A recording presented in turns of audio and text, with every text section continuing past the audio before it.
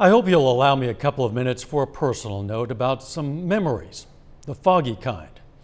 If you've been around here long enough, you might have at least a foggy memory of this TV station, circa 1982. That's when KOAM TV gave an opportunity to an ambitious young man looking to break into the business.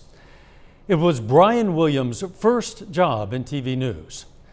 In his short time here, Brian worked as a reporter, photographer, tape editor, and sometimes news anchor, sports anchor, and weather forecaster. Or at least that's how I remember it. Brian was here for only about a year before moving on in search of something more. I knew Brian then. We worked and socialized together, but that was a lot of coworkers ago. So when a Washington Post reporter called this week to ask about Brian's time here, I confessed to her my memory was a bit foggy. I've talked with Brian only a couple of times in the past 30 years, most recently in May of 2011. While Brian was here to cover the Joplin tornado, he took a little time to return to the TV station and gave him his start.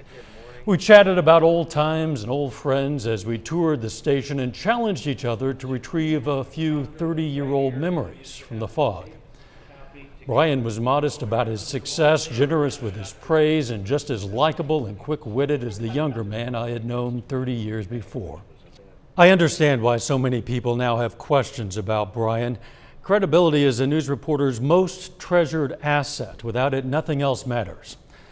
So I told the Washington Post reporter the truth, that I, for one, have nothing negative to say about Brian Williams.